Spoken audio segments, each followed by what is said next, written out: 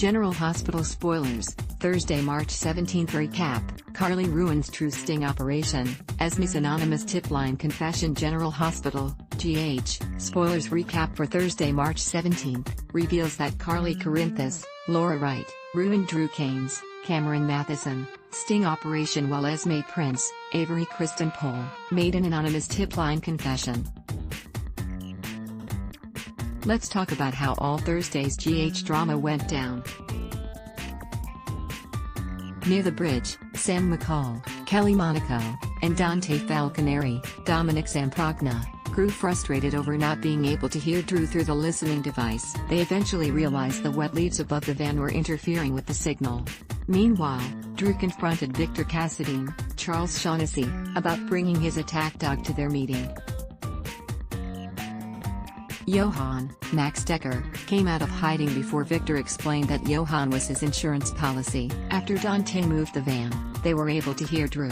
Sam got Drew to cough as confirmation that he could also hear them. Victor stalled a bit longer before pulling out the tarot card and declaring Drew was active. Drew faked a trance and said he was reporting for duty, but Victor put him to the test by ordering him to throw Johann over the side of the bridge. Dante wanted to shut the whole thing down, but Sam trusted that Drew could handle this. Drew struggled with Johann and put on a convincing performance, so Victor decided he believed Drew was reactivated. At GH, Portia Robinson, perked her, ran into Jordan Ashford, Tanisha Harper, and asked if Jordan considered Spencer Cassadine, Nicholas Chavez, dangerous. Jordan pointed out that Spencer was in jail for a non-violent offense and that he had an alibi for the car torching. That led to Portia wondering why Esme hadn't been charged, so Jordan said it was complicated. Portia was concerned about the risk to Trina Robinson, Sydney Michaela, since she was stuck in all Spencer and Esme's chaos. Curtis Ashford, Donald Turner, showed up and grew concerned for Trina, but Portia decided she shouldn't meddle after all. In private, Portia brought Curtis up to speed on the cabin video scandal and Esme's accusations. Portia worried about Trina's inexplicable attachment to this Cassadine kid and didn't think Spencer deserved Trina's loyalty. Portia wished Trina would just move on from Spencer and Esme, but Curtis suggested that was Trina's choice. Although Portia understood Curtis' point about backing off, she still felt like her mother's intuition was telling her something. Portia just hoped she could protect Trina before it was too late. At Spring Ridge, Trina informed Spencer that this would be her first and last visit. As long as Esme was in Spencer's life, Trina couldn't be in it. After Trina went on a tirade about Esme, she returned the art book Spencer gave her. Trina didn't want a friendship with someone who always asked her to lie for him.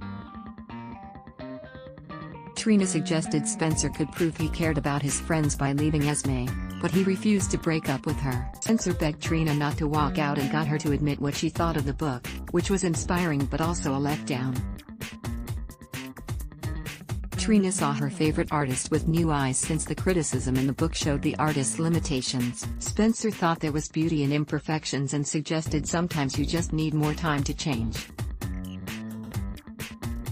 Trina argued that people are who they are, so Spencer wondered if she was going to drop him along with her favorite artist. Although Spencer knew he didn't deserve Trina's friendship, he admitted he needed it.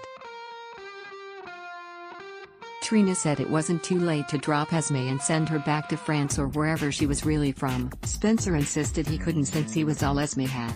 Trina then pointed out that Esme might be all Spencer had if he kept defending her.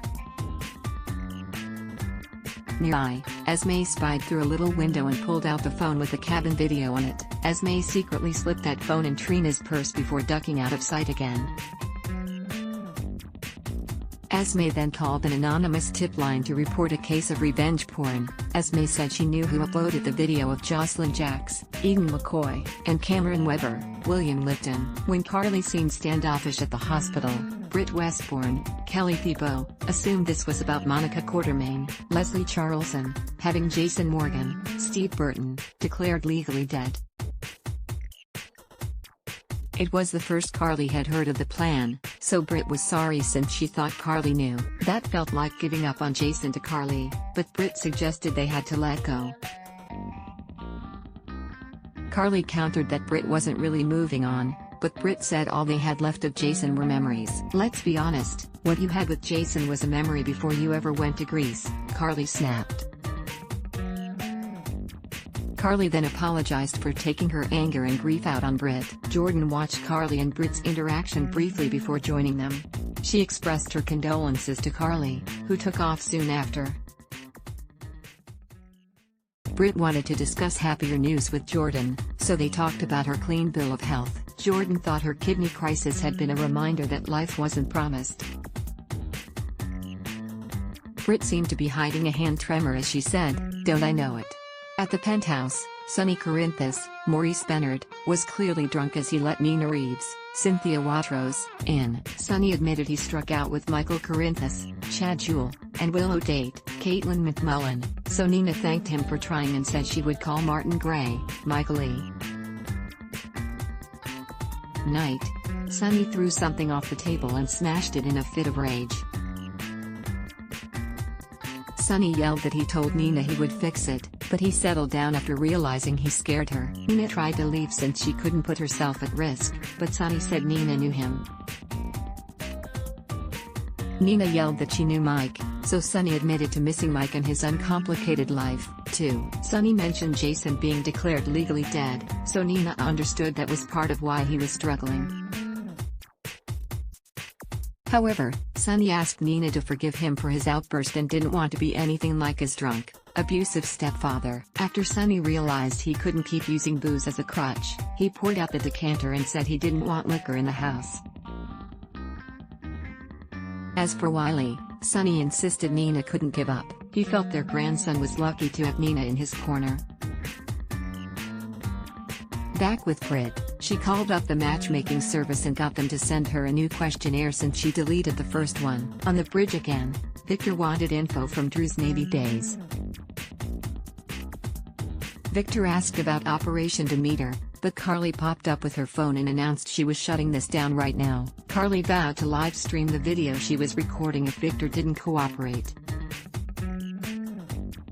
Drew finally revealed he was never activated, so Victor took off, leaving Carly to take heat from Drew, Sam and Victor for blowing their mission. Drew ultimately decided it was his fault for giving Carly enough info to worry, but not enough to know what was going on.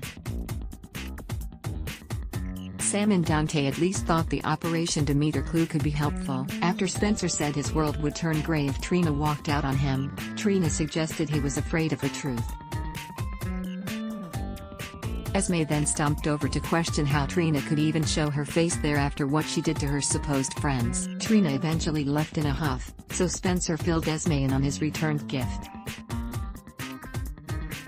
Spencer said Trina didn't want anything from him, so Esme wondered if that meant Trina was out of Spencer's life. Back at the hospital, a sleazy reporter asked if Jordan had any comment on the developing revenge porn story.